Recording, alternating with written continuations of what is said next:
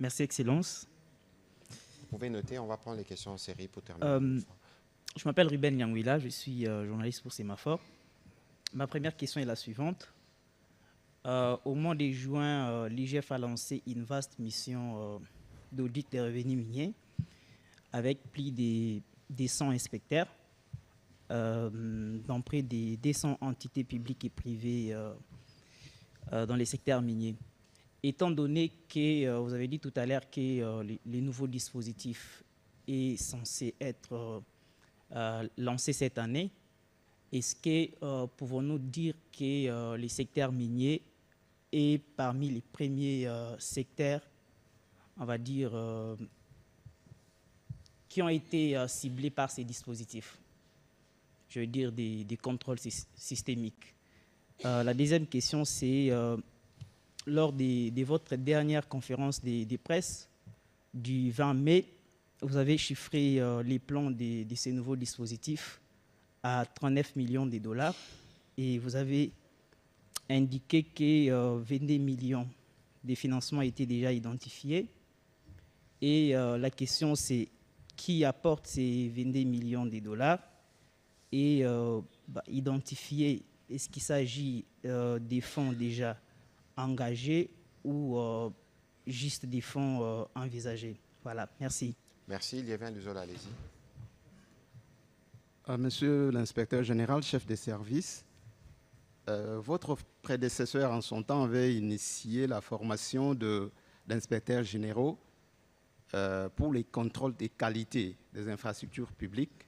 Par exemple, une route qui est construite, quand on voit les moyens qui ont été mis, quelle est la qualité des matériels, et il avait dit en son temps, il y aurait des formations d'inspecteurs généraux quant à ça.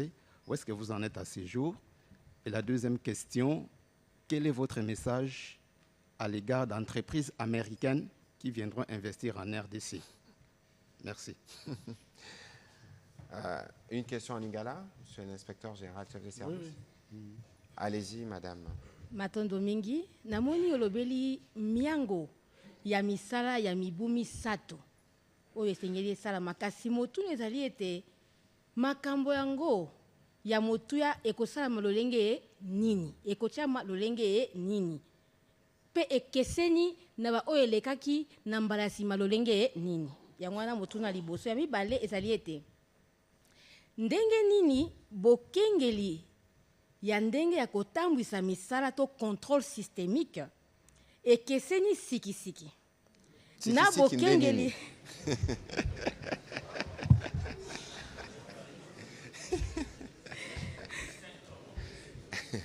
Exactement. Instinctement. Distinctement. C'est distinct-il. Voilà. Ouais. Na bokengeli ya kotalela bozwi to audit mpe babokengeli ya mbala kaka oyo IGF esalaka mbala mingi yango wana. Merci, monsieur l'inspecteur général. Merci beaucoup pour cette série de questions. La première, c'est par M. Ribin. On a lancé dernièrement une mission d'envergure dans le secteur minier. Effectivement, c'est vrai. Cette mission est encore en cours, d'ailleurs, pour le moment. Nous avons une autre mission de la même envergure qui a été lancée pour le contrôle de l'état liquidatif de la paie. Ces deux missions ont été demandées par le gouvernement de la République. Ce sont des missions qui ont été décidées lors de la réunion du Conseil des ministres et l'Inspection générale des finances a dû mobiliser les ressources tant humaines que financières pour faire ces missions. Ce sont des missions qui s'inscrivent encore dans notre contrôle traditionnel. Parce que là, vous posez la question de savoir est-ce que le secteur minier est-il la première cible du contrôle systémique? Le contrôle systémique, c'est encore un projet. Un projet pour lequel nous nous battons. Nous allons mettre en place tout le nécessaire, l'infrastructure nécessaire, et c'est à partir de l'année prochaine que nous pourrons commencer à faire des opérations tests. Mais pour le moment, nous travaillons encore tel que nous avons toujours travaillé. Donc, nous sommes là-bas, nous sommes en train de contrôler si les entreprises minières ont payé correctement ce qui devrait à l'État. Et cela est parti du constat selon lequel la production minière dans notre pays ne fait qu'augmenter, mais les recettes qui viennent du secteur minier n'augmentent pas dans les mêmes proportions. Donc c'est un travail qui est en cours et les résultats seront connus incessamment. Alors, vous avez parlé du budget du plan stratégique qui est de 39 millions, effectivement. Et nous avions dit qu'il y a 22 millions identifiés qui seront mobilisés en fonds propres, c'est-à-dire par l'inspection même, n'est-ce pas, à travers ce que nous avons comme dotation, allocation par l'État. Nous mettons une partie dans nos investissements, dans la rubrique investissement, et nous estimons que pendant cette période-là, nous pourrons mobiliser par nos propres ressources ce montant-là. Les autres ressources viendront d'où? Essentiellement de l'État, parce que nous avons sollicité l'inscription des crédits d'investissement dans le budget de l'État, essentiellement. Donc nous comptons plus sur des ressources domestiques et non pas sur les ressources extérieures. Voilà. Alors, votre poursuivant, il va m'excuser parce que je n'ai pas retenu Monsieur Liévin son nom. Luzolo. Liévin, voilà. Il a posé la question de la problématique de la formation en ce qui concerne les secteurs routiers. Effectivement, l'inspection générale des finances a pris à bras le corps la problématique des infrastructures en général. C'est non seulement les routes, mais aussi les bâtiments, tout ce qui est construction des grands ouvrages de l'État. Ce qui a fait d'ailleurs que traditionnellement, l'inspection générale des finances recrute des juristes et des économistes. Mais depuis un certain temps, depuis le recrutement dernier, nous avons dû recruter des ingénieurs civils pour qu'effectivement nous ayons de la compétence dans le domaine de contrôle des travaux publics. Nous avons aussi recruté des informaticiens, des ingénieurs informaticiens, pour que justement nous puissions entrer dans cette phase numérique, parce que les inspecteurs sont formés, bien sûr, mais il faut qu'il y ait des gens qui sont des ingénieurs dans le domaine. En informatique, vous pouvez être un bon utilisateur d'un ordinateur, mais celui qui a fait l'informatique, en tant qu'ingénieur, il a la capacité beaucoup plus pointue parce qu'il peut entrer dans des systèmes, il sait comment les systèmes sont mis en place, il sait comment on monte des logiciels, il sait comment on peut défaire des logiciels, comment on peut faire de la cybercriminalité, comment barrer les tentatives de hackers. Voilà, donc nous recrutons des spécialistes dans des domaines bien déterminés, et pour les autres, ce sont des formations sur l'État pour qu'ils puissent savoir comment on contrôle certains domaines spécifiques. Voilà un peu. Donc la formation, elle est une activité permanente à l'IGF. Je vous informe par exemple que depuis le début de cette année, tous les agents, inspecteurs comme agents administratifs de l'IGF, sont en formation. Et ça va durer toute l'année. Et cette formation porte sur toutes les matières, aussi bien administratives que techniques. Ça, c'est une activité donc permanente en inspection générale des finances, parce que nous sommes un service qui se veut être un service de qualité, un service prestigieux. Nous devons être à la hauteur de la mission qui nous est confiée. Un contrôleur, c'est quelqu'un qui est censé être plus intelligent que son contrôle. Sinon, ça serait la honte. Voilà. Alors, quel message aux entreprises américaines? Le message, justement, c'est le projet que nous portons. Vous voyez, ces entreprises viennent de notre environnement. Ils viennent de notre univers. Et chez eux, cet univers est caractérisé justement par la digitalisation. Tout est digitalisé. Donc, s'ils viennent dans ce pays et qu'ils voient qu'on contrôle, du moins, ou bien on travaille, on contrôle manuellement, effectivement, ils vont voir que nous n'avons pas de système sécurisé. Hein, et ils vont voir que donc, la corruption règne partout parce que nous n'avons pas de systèmes nous avons des systèmes qui ne sont pas effectivement au point. Donc, je pense que les projets que nous avons de la digitalisation, non seulement de l'UGF pour faire son travail, mais aussi la digitalisation de tous les services de l'État, va constituer un critère de confiance qui peut leur donner confiance pour dire que voilà, donc en RDC, les choses vont être bien suivies et on va endiguer tant soit peu toutes les fraudes qui se font suite aux défaillances des mécanismes qui sont mis en place. Voilà. Alors, pour Madame qui a parlé à Lingala, Nathalie, voilà. Madame, au lobby, système ya sika ekotia mandenge nini et puis ekeseni na nini na oyo tosalaka mikolo nyonso nanesi mituna mibale opposé yango wana. Alors ndenge na lobby na lopoto système oyo tolingi totia en place eza système digital. Habité digital en lingala, comment on peut le dire, mais eza système ezo sala na ba ordinateur, n'est-ce pas? Ezo sala na ba internet. Eza système oyo ko permettre biso to landela makambo en distance. Par exemple, moto a importé biloko na poto, tokozwa déjà information à partir ya poto. Toza na bureau na biso mais tokozwa information akoya na douane soki akosi na valeur ya marchandise wana tokoyeba yango lelo oyo toza na possibilité wana te toya kaka na douane toyoki ke mutu a déclaré boye mais moyen toyeba valeur ya marchandise wana ezalaki combien toza na yango te. Donc système digital wana eko permettre biso tozwa ka ba information wana na mosika et puis to découvrir ba fraude oyo salema et ko permettre biso pe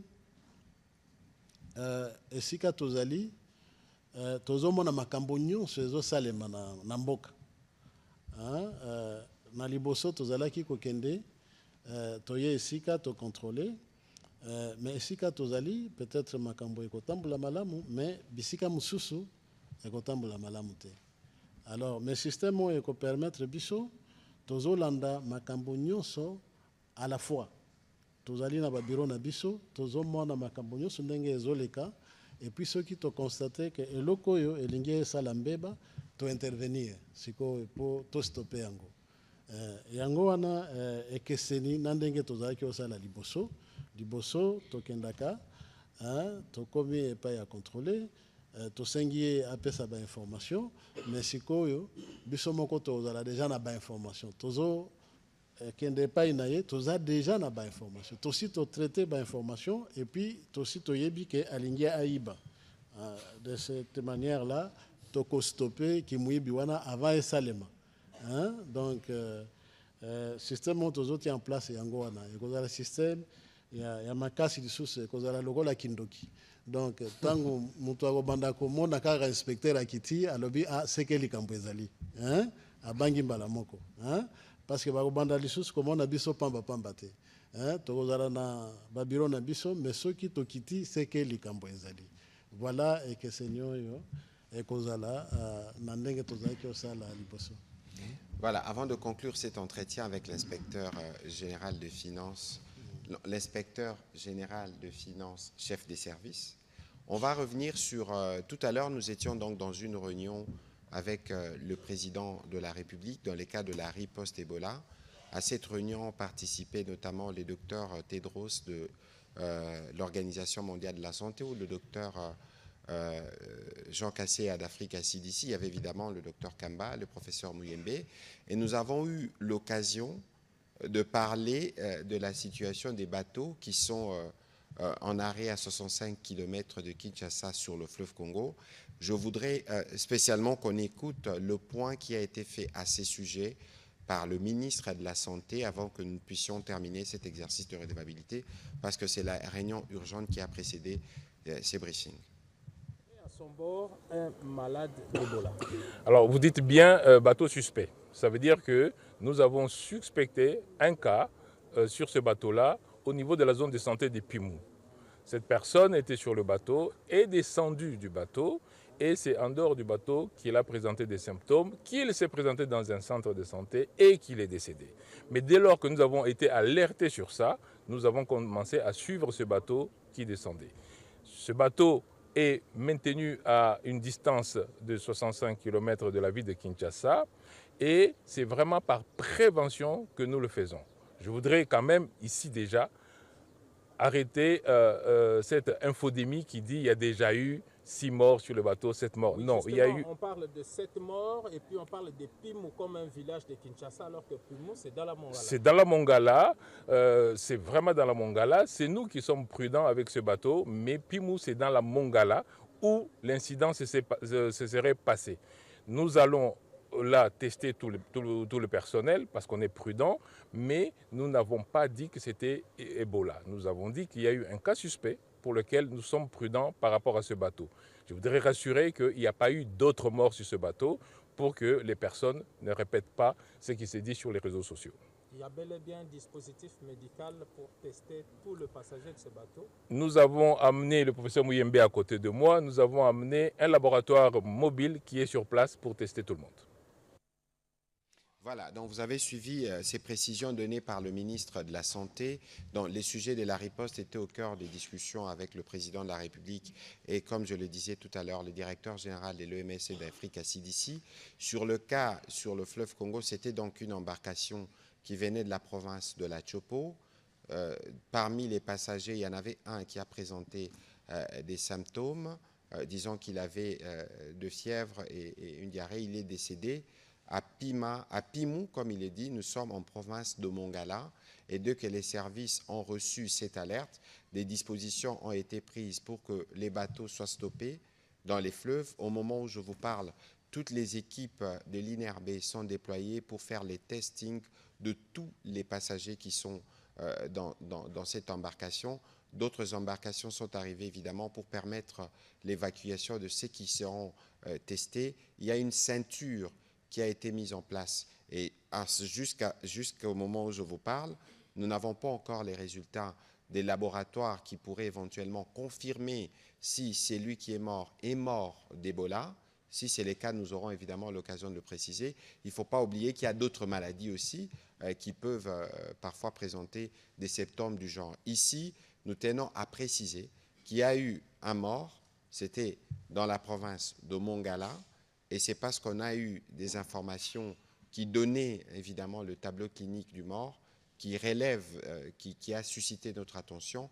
Un dispositif a été déployé. En dehors de celui qui est mort à Pimou, dans la province de Mongala, il n'y a eu aucun autre mort. S'il y en avait, nous aurons eu l'occasion évidemment de communiquer.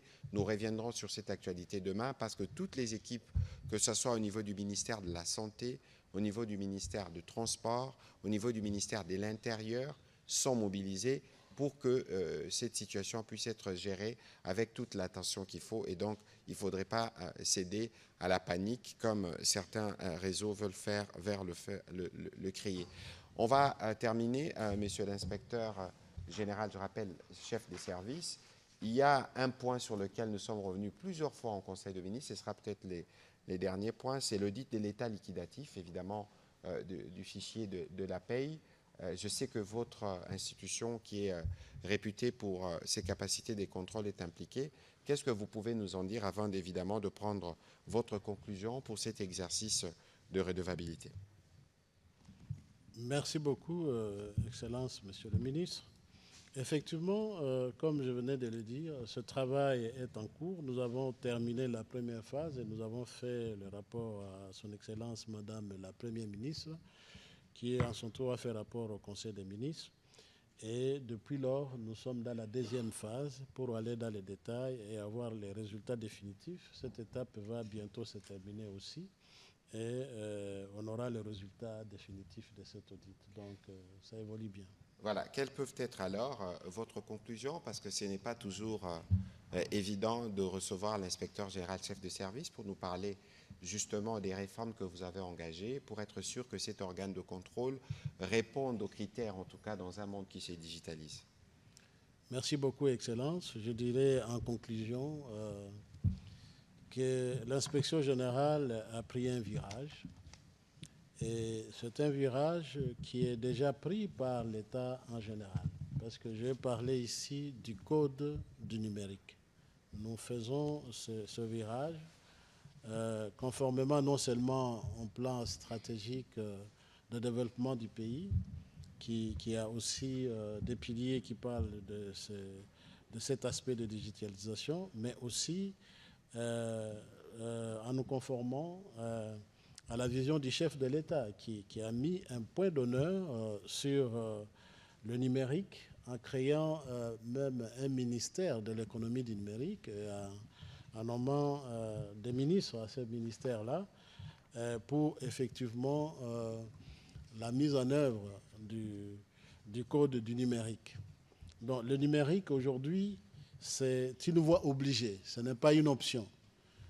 Notre pays, s'il veut améliorer sa gouvernance, doit vraiment se lancer sans réserve dans cette évolution du monde, parce qu'aujourd'hui, le développement se définit comme un retard ou une incapacité d'adaptation à l'évolution du monde. Partout au monde, tout est digitalisé. Et si nous ratons ce train de la digitalisation, nous resterons toujours en retard comme un pays arriéré, un pays sous-développé. Aujourd'hui, le numérique, parmi toutes les révolutions qui ont eu lieu dans le monde, donne l'opportunité à tout le monde de s'adapter. Et pas nécessairement à un coût élevé. Aujourd'hui, tout le monde utilise le téléphone. Dans le temps, c'était difficile d'utiliser le téléphone. Nous avons connu la révolution industrielle. C'était difficile pour tout le monde, pour tous les pays, de se procurer l'industrie jusqu'à aujourd'hui. Les pays sous-développés n'en ont pas. Nous avons connu la révolution énergétique, la maîtrise du pétrole et de tout ce qui va avec, l'automobile et consorts. Nous avons encore raté les pays sous-développés, y compris nous-mêmes, nous avons raté ce cap-là. Il y a eu l'électricité, toujours dans l'énergie. Aujourd'hui, le sous-développement s'est défini comme un déficit d'énergie. Ce sont les caractéristiques des pays sous-développés. Et puis, il y a eu la révolution informatique. Aujourd'hui, nous sommes dans la révolution numérique. Vous verrez que les caractéristiques de tous les pays sous-développés sont des retards par rapport aux révolutions qu'il y a dans le monde. Et aujourd'hui, le pays a décidé cette fois-là de saisir la balle au bond du numérique. Et je pense que le pays va se donner les moyens nécessaires pour que nous ne puissions pas être très en retard par rapport à cette nouvelle révolution qui est irréversible et qui évolue très rapidement. C'est chaque jour qu'il y a des découvertes, c'est chaque jour que le monde se digitalise. Et aujourd'hui, je pense qu'il est important que nous puissions non seulement investir dans ce secteur, mais que nous puissions aussi l'adopter dans notre façon de gérer le pays. De toute manière, que nous le voulions ou non, nous sommes embarqués dans la digitalisation. Bien sûr. Il suffit que vous quittiez ce pays ici, ne fût-ce qu'en arrivant à l'aéroport, vous voyez déjà à la DGM, vous avez un ordinateur qui donne déjà toute la circulation des informations le monde entier. Et dès que vous quittez notre aéroport, partout où vous allez descendre, vous êtes suivi. Partout vous roulez dans des routes à l'étranger, vous êtes suivi en distance. Vous ne verrez jamais un policier à chaque barrière. Mais si vous faites une infraction, vous êtes suivi, on va vous amener la facture chez vous, à la maison. Tout ça, c'est rendu possible grâce à la digitalisation. Donc, tous les pays qui se sont développés aujourd'hui ont adopté la digitalisation. Je vais vous donner une anecdote. En 2016, je suis allé dans une mission de service où il y avait une mission d'échange d'expérience des secrétaires généraux de l'administration du Congo. Nous sommes allés en Corée du Sud, qui est un pays du G20 aujourd'hui, et qui était un pays sous-développé comme le nôtre en 1960. Aujourd'hui, ils sont dans le G20, donc parmi les 20 pays les plus développés du monde. Et ils nous ont dit là-bas, voilà, tout ce que vous dites concernant vos difficultés dans les finances publiques, en fait, c'est dû au fait que vous n'avez pas encore adopté la digitalisation. Nous avons connu toutes ces choses aussi, mais nous n'avons eu des solutions que lorsque nous avons digitalisé tout notre système de gestion des finances publiques. Et ils nous ont conseillé, et là c'est à 2000, donc il y a 10 ans. 10 ans. Il y a 10 ans. Aujourd'hui, vraiment, c'est une opportunité. Et nous pensons que l'inspection générale des finances, en prenant ce chemin, de par son rôle et sa place parmi les institutions du pays, pourra jouer un rôle de catalyseur, un rôle leader pour amener effectivement non seulement son travail à ce niveau de la digitalisation, mais aussi peut aider le gouvernement à mettre tout le monde au pas, parce que désormais, la digitalisation sera parmi les critères de notre contrôle. Lorsque nous allons descendre dans une entité, nous allons nous assurer que cette entité fait des efforts pour se digitaliser. Et l'absence de digitalisation pourrait être compris comme un refus, en fait, de passer à la bonne gouvernance, parce que celui qui refuse de se digitaliser, son excellence, ça suffit là de choses à cacher. Voilà, c'est sur mot qu'on va terminer. Ça. On a retenu contrôle systémique, on a retenu digitalisation. Je voudrais vous remercier, monsieur l'inspecteur général chef des services, d'avoir participé à cet exercice de rédévabilité. Je ne sais pas si je peux appeler ça contrôle, mais bon, c'est de la rédévabilité. Merci aussi à toute l'équipe de ceux avec qui vous partagez la loge. Je disais peut-être que vous pouvez nous dire à la fin pourquoi les corps des inspecteurs généraux des finances est perçu comme une loge. D'abord, il y a combien d'inspecteurs généraux des finances? Oui, merci beaucoup, Excellence. C'est comme tout corps. Vous voyez, il y a le corps de médecins, il y a le corps de magistrats, il y a plusieurs corps comme ça dans le pays. L'inspection générale des finances aussi est composée de corps des inspecteurs des finances qui sont appuyés par une administration d'appui. Mais c'est le corps qui est le pivot de l'inspection générale des finances. Vous n'êtes pas nombreux dans ces corps? Nous ne sommes pas nombreux parce que pour le moment, nous sommes 180 inspecteurs de finances, dont 22 inspecteurs généraux, et les autres sont des inspecteurs tout court, recrutés récemment, il y a 5 ans. Mais notre cadre organique prévoit 300 inspecteurs de finances, dont nous avons encore un gap de plus de... C'est un vrai parcours de combattant pour devenir inspecteur. Bien sûr. Je rappelle que les journalistes sont exclus apparemment dans les cursus. Dans les cursus pour devenir inspecteur des finances, il n'y a pas le journalisme. Bon, on a intégré l'informatique. Évidemment, bon, parce que l'inspection générale des finances, le mot le dit bien, des finances. Donc ça doit être des gens qui savent quelque chose sur les finances. Et sur l'administration publique, c'est ainsi que traditionnellement, les inspecteurs sont recrutés parmi des juristes et des économistes avec un niveau intellectuel au moins bac plus 5. Mais dernièrement, comme je venais de vous dire, on a senti la nécessité d'introduire d'autres corps de métiers. Notamment, on a introduit les ingénieurs civils et les informaticiens. Bon, qui dit peut-être demain, nous aurons besoin de journalistes pour bien sensibiliser. Je vous ai dit que l'IGF est aussi engagé dans la sensibilisation. Et ça, peut-être demain... Nous serons là, ils seront là, mais pas comme inspecteurs des finances. Voilà. Donc, c'est un peu ça. Donc, nous constituons un corps, et comme tout corps, nous sommes caractérisés par des valeurs partagées, des valeurs d'intégrité, de professionnalisme, les valeurs de solidarité, les valeurs vraiment de l'excellence. Et nous sommes caractérisés par la jalousie de notre corps. On ne veut pas qu'il y ait des intrus.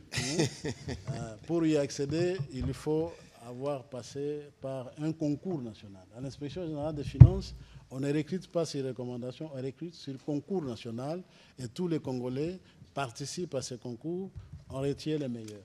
Voilà, merci beaucoup. En parlant des professionnels de médias, je voudrais rendre hommage à nos amis d'Actualité.cd qui ont célébré hier leur 10e anniversaire, autour de toute l'équipe de Patient Ligodi, Clément Mamba, vous avez les encouragements du ministre et des tutelles pour que vous continuiez à donner la bonne information à temps, une information vérifiée et recoupée. C'est aussi l'occasion de rendre hommage à tous les journalistes qui nous ont accompagnés dans cet exercice de redevabilité. Ils seront toujours présents pour accompagner les efforts que vous faites.